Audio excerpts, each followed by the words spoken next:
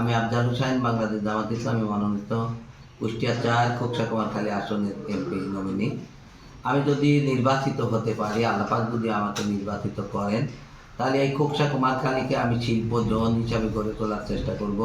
সেই সাথে কৃষিকে আধুনিকরণ করে কৃষির সকল যন্ত্রপাতি এবং সার কীটনাশক সহজলভ্য করে কৃষিকে উন্নত কৃষি ব্যবস্থায় পরিণত করার চেষ্টা করব।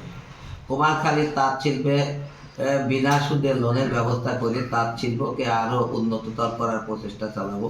কুমারখালী কাপড়ি হাটকে সম্প্রসারণ করে একটা আধুনিক কাপড়ি হাট করে কুমারখালীর ব্যবসাকে আন্তর্জাতিক মানের ব্যবসায় জোন হিসাবে গড়ে তোলার চেষ্টা করব। সেই সাথে কুমারখালীতে একটা শিল্প নগরী হিসাবে গড়ে তোলার জন্য আমার আপ্রাণ প্রচেষ্টা থাকবে।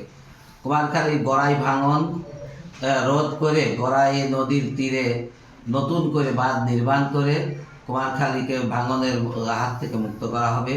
সেই সাথে খোকসাতে একটা গড়াই ব্রিজ এবং ঘোড়াইতে একটা গড়াই ব্রিজ নির্মাণ করে কুমারখালী খোকসার মানুষের যাতায়াতের ক্ষেত্রে একটা বৈপ্লবিক পরিবর্তন আনতে চাই।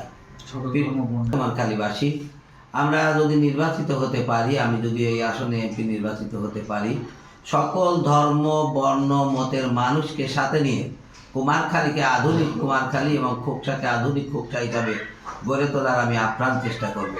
এবং কুমারখালী খোকসার সকল শ্রেণী পেশার মানুষ, সকল ধর্ম বর্ণের মানুষ যাতে নিরাপদে তাদের নিজ নিজ স্থানে বসবাস করতে পারে, তাদের ব্যবসা বাণিজ্য নির্বিঘ্নে করতে পারে, সেরকম পরিবেশ আমি গড়ে তুলব ইনশাআল্লাহ। আমাদের আমিরে জামাত ঘোষণা করেছেন মেয়েদের 5 ঘন্টা কর্মঘণ্টা করে মেয়েদেরকে পরিবারে সময় দেওয়ার মতো ব্যবস্থা করা হবে। আমি যদি নির্বাচিত হতে পারি, খোকসা কুমারখালীর নারীদেরকে সম্মানিত করে তাদেরকে বেকারত্ব দূর করে নারীদেরকে কর্মের অল্প সময়ে বেশি কর্মের ব্যবস্থা করে নারী বেকারত্বের হাত থেকেও আমরা কুমারখালীকে রক্ষা করবো ইনশাআল্লাহ।